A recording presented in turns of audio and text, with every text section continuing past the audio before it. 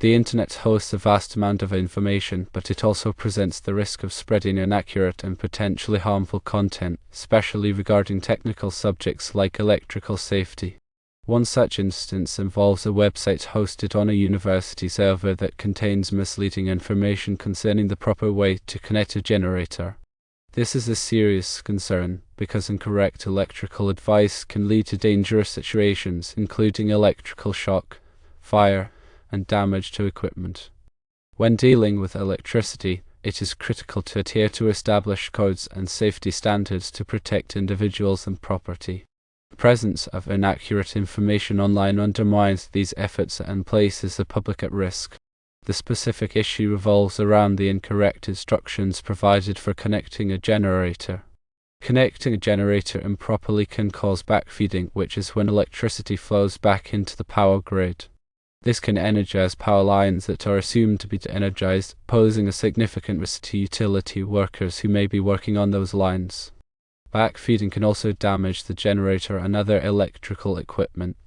It is essential to follow the correct procedures and use appropriate safety devices, such as transfer switches, to prevent backfeeding and ensure safe generator operation.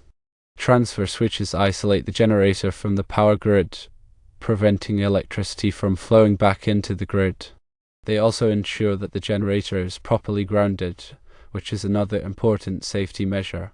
Grounding provides a path for fault current to flow back to the source, tripping a circuit breaker or fuse and energizing the circuit. This helps to prevent electrical shock. Several factors contribute to the spread of misinformation online. Firstly, the internet allows anyone to publish content regardless of their expertise or qualifications. This means that people may encounter information from unreliable sources. Secondly, search engine algorithms can sometimes prioritize websites that are not necessarily the most accurate or trustworthy. This can make it difficult to distinguish between reliable and unreliable sources of information. Thirdly, people may not always be able to critically evaluate the information they find online. They may assume that if something is published online, it must be true. It is important to be skeptical of information found online and to verify it with reliable sources. There are several steps that can be taken to address the problem of inaccurate electrical information online. Firstly, universities and other institutions should take responsibility for the content hosted on their servers. They should implement policies to ensure that the information is accurate and up to date. Secondly, professional organizations and experts in the field should actively monitor the internet for inaccurate information and take steps to correct it. This could involve contacting the website owner to request that the information be removed or corrected, or publishing articles or blog posts that debunk the misinformation. Thirdly, individuals should be educated on how to critically evaluate information found online. They should be taught to look for reliable sources, check the author's credentials, and be wary of information that seems too good to be true. When evaluating online electrical safety information, there are several key things to consider. Firstly, verify the source. Look for reputable organizations, licensed electricians, or certified electrical inspectors. Check the author's credentials and experience. Secondly, cross-reference the information with other reliable sources. Consult the National Electrical Code, manufacturer's instructions, and other industry standards. Thirdly, be wary of information that is overly simplified or that contradicts established safety practices. Electrical work is complex and requires a thorough understanding of codes and regulations. Fourthly, pay attention to the date of the information. Electrical codes and safety standards are constantly evolving, so make sure the information is current. Outdated information may be inaccurate or no longer applicable.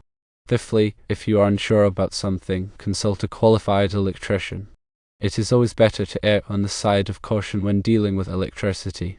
Some specific examples of dangerous electrical misinformation that can be found online include incorrect wiring diagrams, improper grounding techniques, and incorrect information about circuit breaker sizing. Incorrect wiring diagrams can lead to short circuits, electrical shock, and fire. Improper grounding techniques can increase the risk of electrical shock. Incorrect information about circuit breaker sizing can lead to overloaded circuits and fires. It is essential to use the correct size circuit breaker for the circuit to protect against overcurrents. In conclusion, the presence of inaccurate electrical information online is a serious problem that can have dangerous consequences. It is important to be aware of the risks and to take steps to protect yourself and others. Always verify information with reliable sources, consult a qualified electrician if you are unsure about something, and report any inaccurate information you find online. By working together, we can ensure that the internet is a safe and reliable source of electrical information. Furthermore, consider that electrical systems operate under specific principles that, if misunderstood or misrepresented, can create significant hazards. Firstly, Ohm's law, which defines the relationship between voltage, current, and resistance, is fundamental to understanding how electricity flows through a circuit. Misinformation about Ohm's law could lead to incorrect calculations of current, potentially resulting in undersized conductors or overloaded circuits. Secondly, the National Electrical Code, or NEC, is a comprehensive set of standards that govern the safe installation of electrical systems. It addresses everything from wiring methods to grounding and bonding. Ignoring or misinterpreting the NEC can lead to code violations, unsafe installations, and increased risk of electrical hazards. Thirdly, grounding and bonding are critical safety measures that provide a path for fault current to flow back to the source, tripping a circuit breaker or fuse into energizing the circuit. This helps to prevent electrical shock. Misinformation about grounding and bonding can lead to ineffective grounding systems, increasing the risk of electrical shock. Fourthly, overcurrent protection devices, such as circuit breakers and fuses, are designed to protect circuits from overloads and short circuits. These devices interrupt the flow of current when it exceeds the rated value, preventing damage to equipment and reducing the risk of fire. Incorrectly sized or improperly installed overcurrent protection devices can render them ineffective, increasing the risk of electrical hazards. When evaluating the safety of an electrical installation, it is important to consider several factors. Firstly, the condition of the wiring is crucial. Look for signs of damage, such as cracked insulation, exposed conductors, or loose connections. Damaged wiring can create a fire hazard and increase the risk of electrical shock. Secondly, the grounding system must be properly installed and maintained. Check for proper connections to ground rods, metallic water pipes, or other grounding electrodes. A properly grounded system provides a path for fault current to flow back to the source, tripping a circuit breaker or fuse and energizing the circuit. Thirdly, overcurrent protection devices must be correctly sized for the circuits they protect. Ensure that circuit breakers and fuses are rated for the appropriate amperage and that they are in good working condition. Overcurrent protection devices that are too large will not provide adequate protection, while those that are too small will trip unnecessarily. Fourthly, electrical equipment must be properly installed and maintained. Follow manufacturer's instructions for installation and operation. Regularly inspect equipment for signs of wear and tear, and replace any damaged or worn components.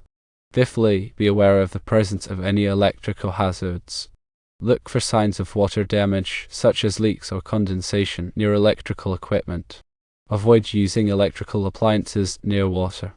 Be aware of the location of overhead power lines and maintain a safe distance. When working with electricity, it is always important to take precautions. Firstly, always to energize the circuit before working on it. Use a voltage tester to verify that the circuit is energized. Secondly, wear appropriate personal protective equipment such as safety glasses, rubber gloves, and insulated tools. Thirdly, follow all applicable electrical codes and safety standards. Fourthly, if you are unsure about something, consult a qualified electrician. Fifthly, never work on electrical equipment when you are tired or under the influence of drugs or alcohol. In addition to the above, consider these advanced electrical safety topics. Firstly, arc flash is a dangerous phenomenon that can occur when a high-voltage electrical arc jumps between conductors or from a conductor to ground. Arc flashes can generate intense heat, pressure waves, and toxic gases, causing serious burns, injuries, and even death. To protect against arc flash hazards, workers should wear appropriate personal protective equipment, such as arc-rated clothing, gloves, and face shields. Secondly, ground fault circuit interrupters, or GFCIs, are devices that protect against electrical shock by monitoring the current flowing in a circuit and tripping the circuit breaker when a ground fault is detected.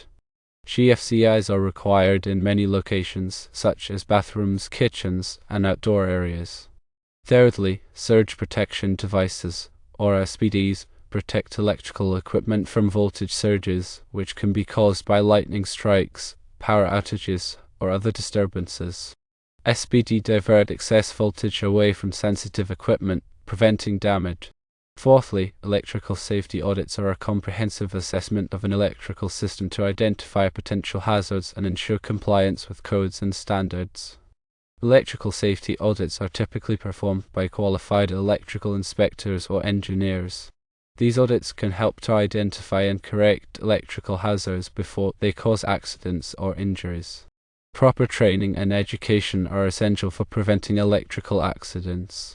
Workers who are involved in electrical work should receive regular training on electrical safety practices, including hazard recognition, lockout/tagout procedures, and the use of personal protective equipment.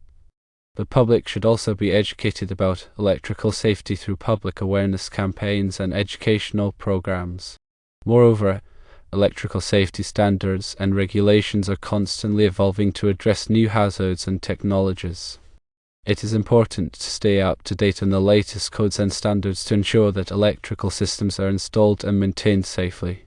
This includes understanding changes to the National Electrical Code, as well as other industry standards such as those published by the Institute of Electrical and Electronics Engineers, or IEE, and the National Fire Protection Association, or NFPA.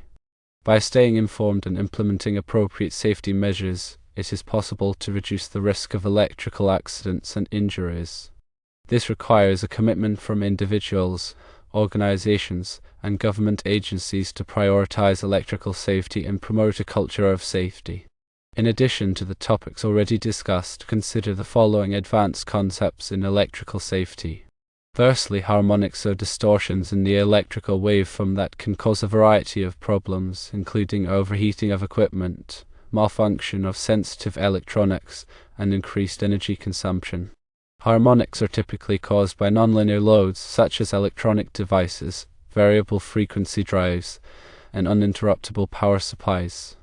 To mitigate the effects of harmonics, various techniques can be used, such as installing harmonic filters, using harmonic reducing transformers, and implementing power factor correction.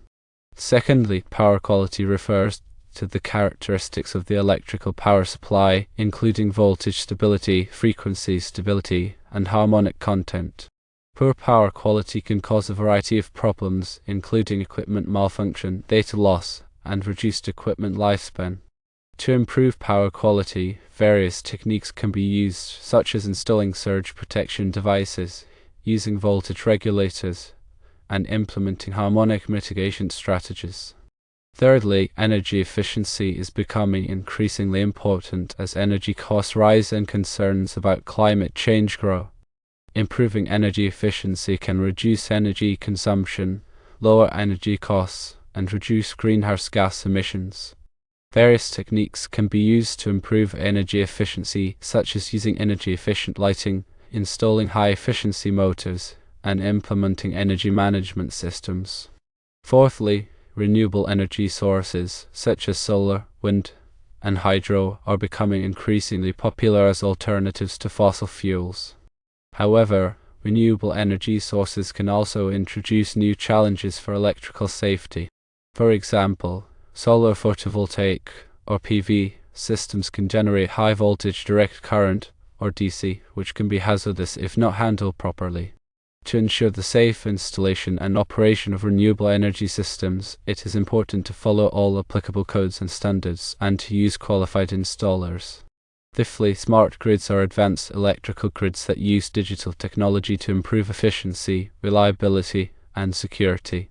Smart grids can also enable new features, such as demand response, which allows consumers to reduce their energy consumption during peak periods. However, smart grids also introduce new challenges for electrical safety, such as cybersecurity risks. To ensure the safe operation of smart grids, it is important to implement robust security measures to protect against cyber attacks. The topics covered above highlight the importance of ongoing education and training in electrical safety. Electrical technology is constantly evolving, and it is important to stay up to date on the latest codes, standards, and best practices.